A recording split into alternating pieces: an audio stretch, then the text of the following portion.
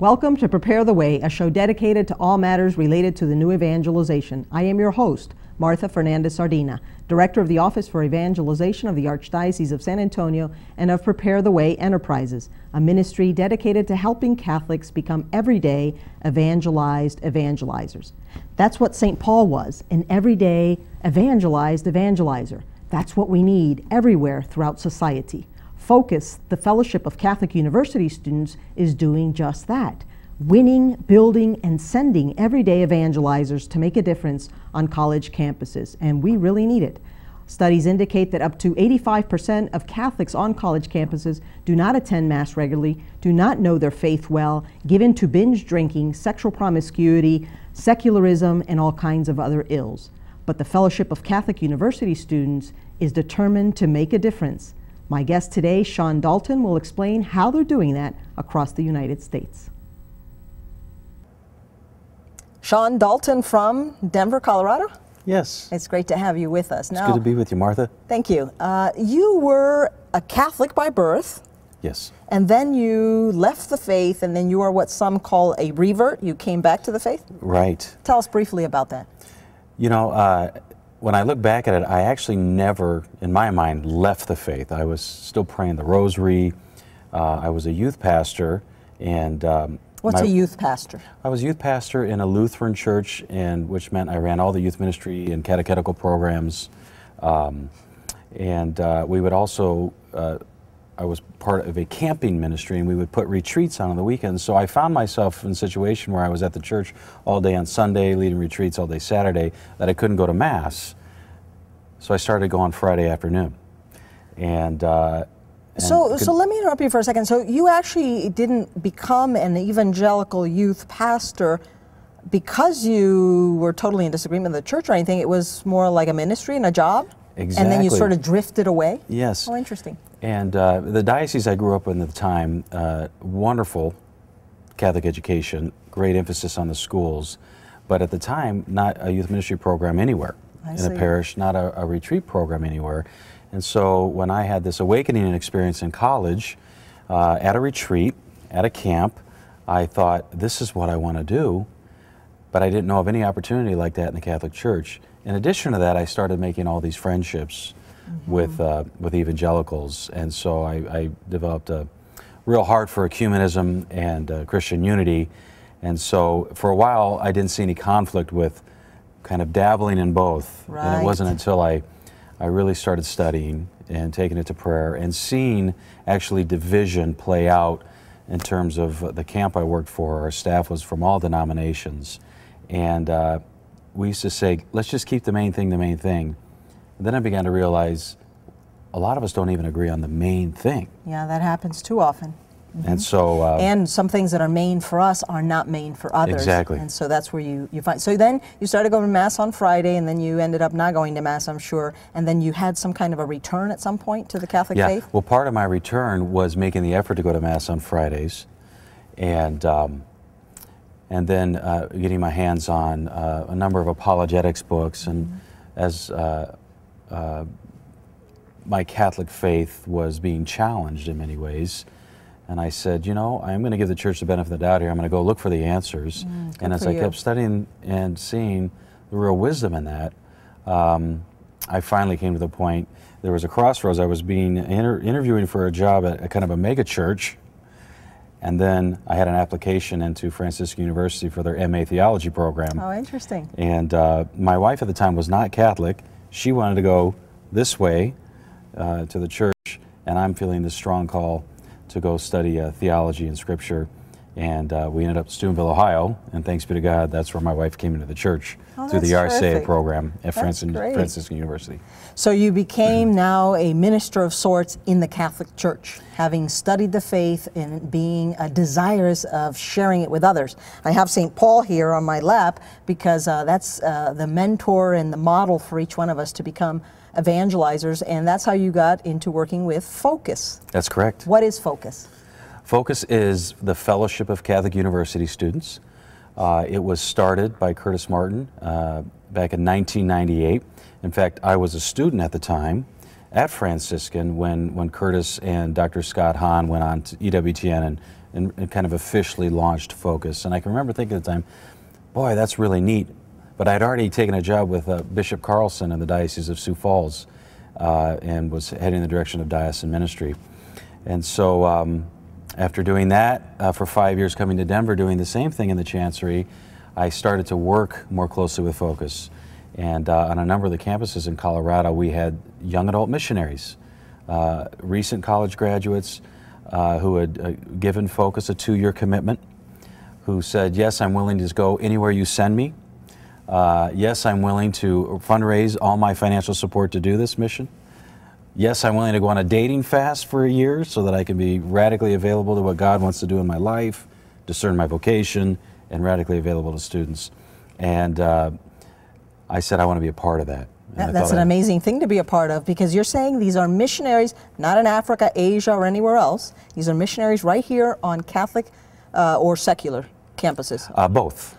In the United States. They make a 2-year commitment. They commit to not dating for that first year, discerning their vocation, whether it's priesthood, consecrated life, marriage, and then they do what? They raise their own funds. So they have to support themselves with their friends, families, and so forth. That's right, and we give them exceptional training to do that. But and then they what? They evangelize. They share the good news. They get out disciples. That's right. Our whole methodology is win, build, send. So they're out there winning students in whatever context they can enter into conversations and dialogue and develop friendships. And then we build them up and we form them because really you have to kind of deconstruct this secular humanistic worldview that is, around us all, but particularly on a college campus. When you say a secular, humanistic, did you say? Yes. Worldview, meaning a way of looking at life and reality that is different than the Catholic Christian worldview? Exactly, and it's very much a faith. Even though it's atheistic in its premise, it's very much a faith. There is no God. In other words, it's a faith because they believe there is no God. Yes. And what else do they believe? They believe there's nothing beyond the material universe. There's nothing spiritual. There's no soul. There's no afterlife. There's no Holy Spirit. There's no devil. And so these college campuses are filled with people who believe that and possibly are even being taught this in their classrooms. It's a trickle down. It's a trickle down. And so part of the training that these missionaries receive is deconstructing, doing away with, if you will, evangelizing their minds.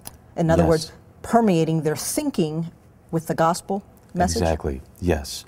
And it's also the tenet of secular humanism is naturalism. We're all just the result of a kind of random, natural evolutionary process, and we just happen to be on the highest, the most developed form of animal. And so it's a hopeless, really, worldview. Dr. David Dunn, up the road at the University of Texas, surveyed, I believe it was 26,000 college students, found that over half of them admitted to having contemplated suicide. So that's where that hopeless view takes you. Amazing, huh? And so we offer hope. And, our president-founder wrote a book, Made for More, Curtis Martin, and we hand those out hundreds and hundreds at a time to students on campus so that they get a vision that they are made for more, and there's more to this life. So it's a small readable booklet. I've seen it, and what do they get in something like that? Do they get like the gospel in a nutshell? Or? Yeah, actually, Curtis is trying to engage them on the intellectual level. He makes the case for Christ. Christ himself said, "Who do you say that I am?" And so he does that very well. The kind of the C.S. Lewis trilemma. Well, is he a lunatic, or is he a liar, or is he who he said he is? The three is he L's, Lord? yes. And then Curtis makes the case for the Scriptures. Can we believe what we read?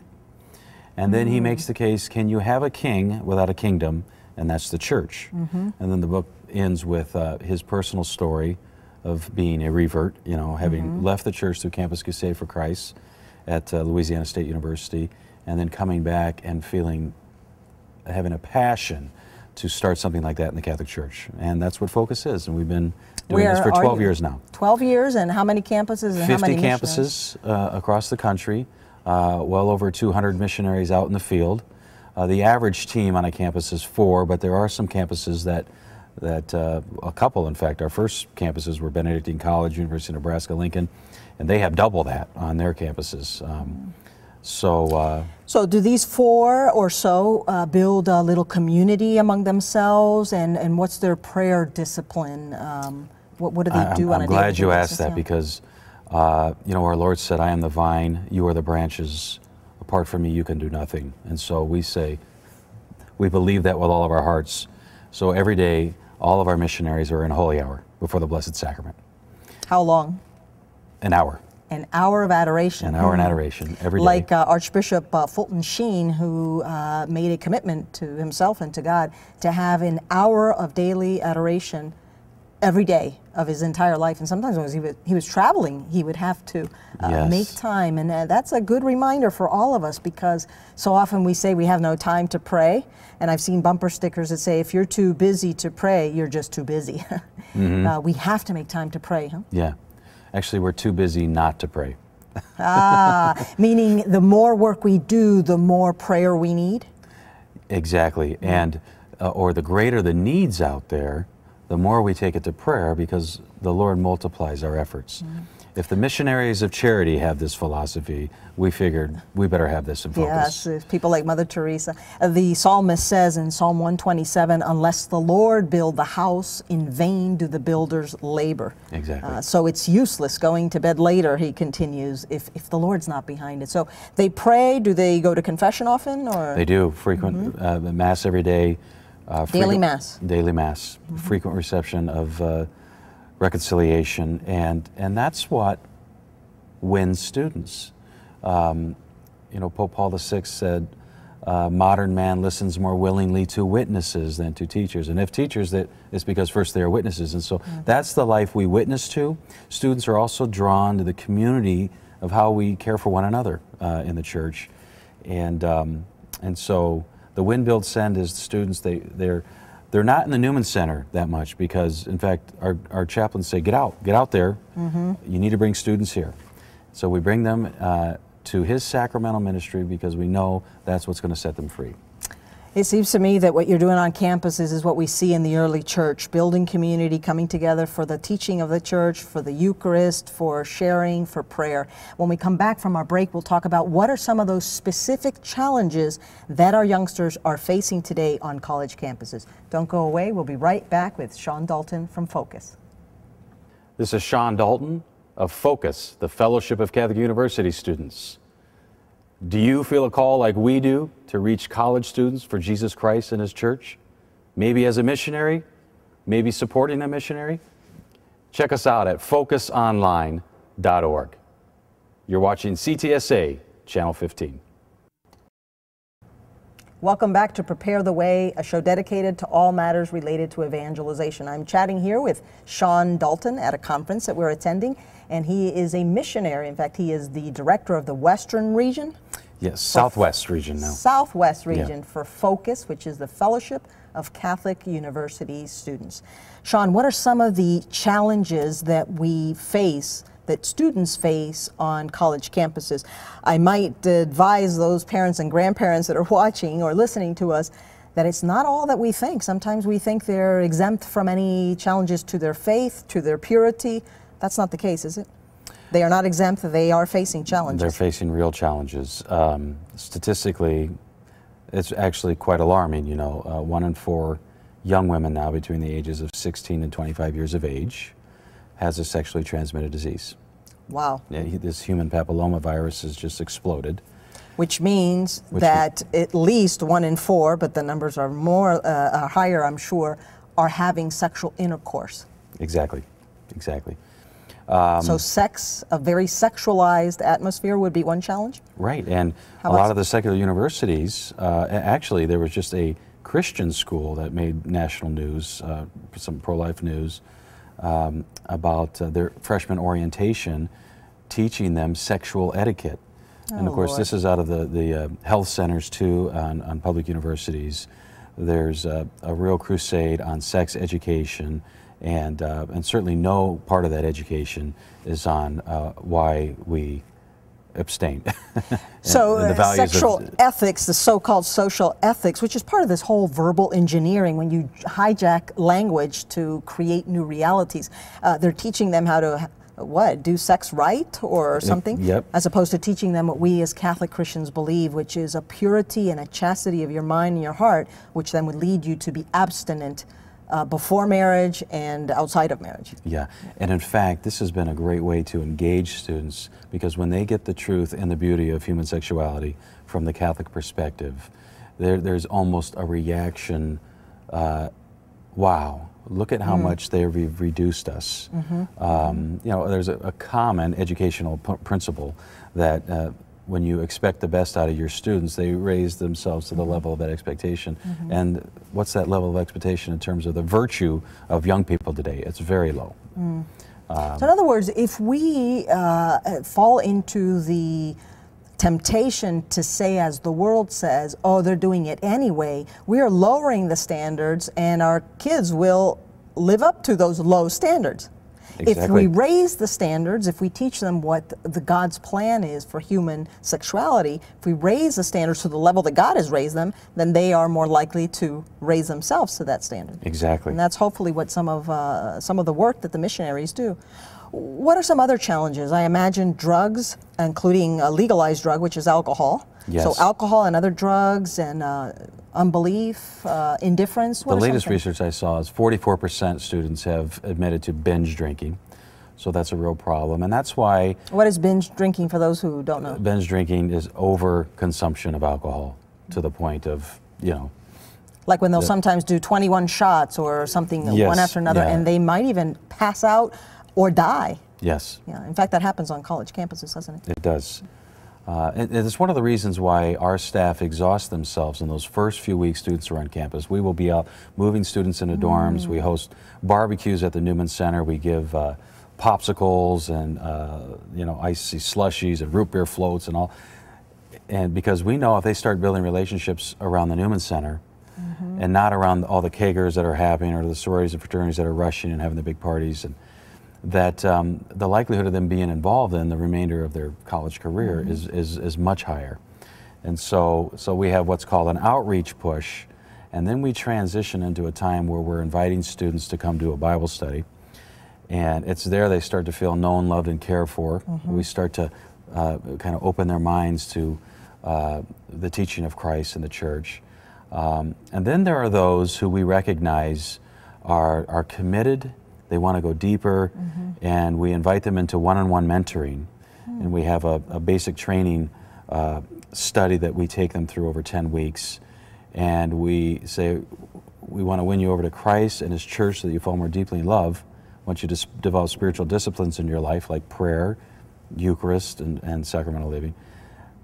But then we want you to have a heart for the Great Commission. And are you willing, once we prepare you over the course of this, to go out and get two?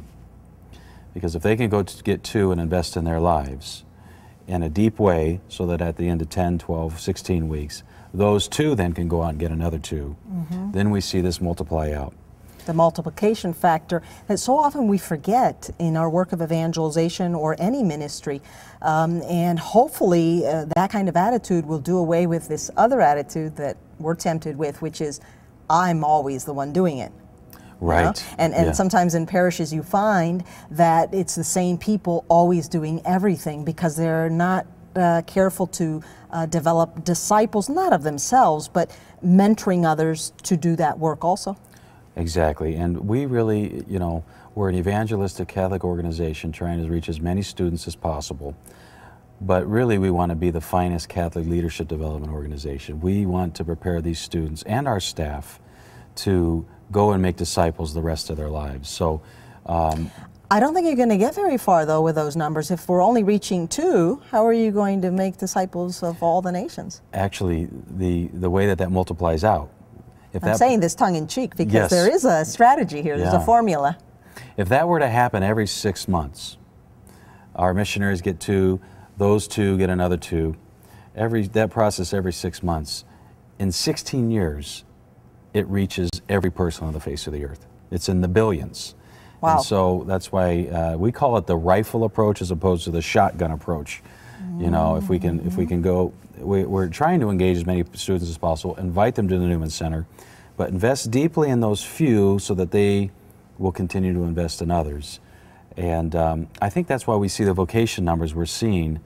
Focus has gone from 1 campus to 50 in 12 years, but now we've had over 200 men go into the seminary. That's quite a few.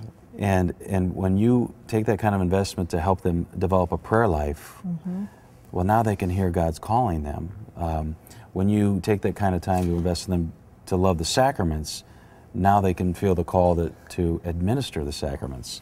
And it's not just the priesthood, over 70 women in religious life, and hundreds of marriages. Good marriages, hopefully. Stable marriages. Yes. You touch on something that is essential. Sometimes we talk about the vocational crisis, that where you don't have enough men coming forward for the priesthood, and men and women for the consecrated life, or men and women for a serious, committed, lifelong relationship called marriage between one man and one woman, open to life.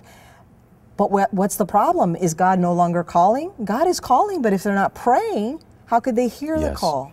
If they're not frequenting the sacraments, if divine life is not being infused through the sacraments into their souls, how are they going to be connecting with He who is life itself? Yes, and I have so much hope, because I see these young men, I see the seminarians, they're going into it with all the right reasons. Of course, it's not a popular thing to do these days, but they are in love with Jesus Christ and the church, and you're just seeing the beginning. This thing is really starting to It looks like it is, that it will. Expand, and it's very exciting. So there's someone watching the show who is thinking, wow, I want to be a missionary, or maybe there's a parent or a grandparent or an uncle or aunt, godmother, godfather, someone who says, this might be the call for so-and-so. What would you like to say to them so that they can be in touch with Focus and explore this as an option? Yes, well, you can go to focusonline.org, and there will be right on the main page, interested in being a missionary,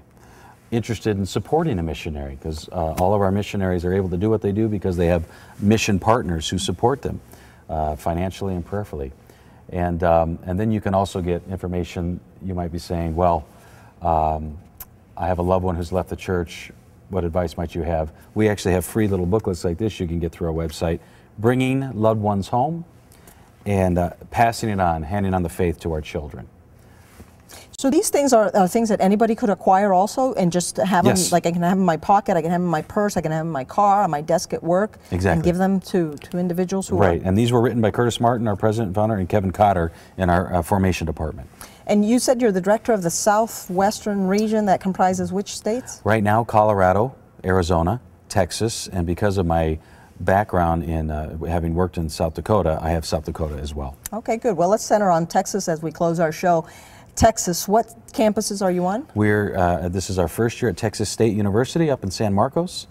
We're at University of St. Thomas in Houston, and just beginning conversations with a number of other schools here in Texas. Good. So don't forget the schools that we have right here in San Antonio.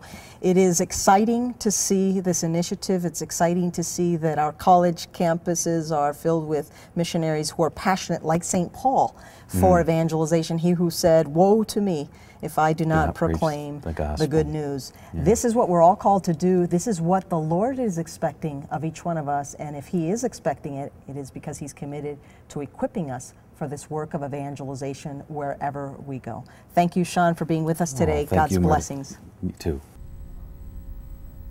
How great it is to know that there are students on our college campuses making a difference. You too are called to make a difference. I hope that this interview has inspired you to do at least two things: to pray for these missionaries, to pray for the work of evangelization on Catholic college campuses and secular campuses as well, and also to consider maybe encouraging your children, grandchildren, godchildren, any young people that you know to become a missionary with Focus or with any other group.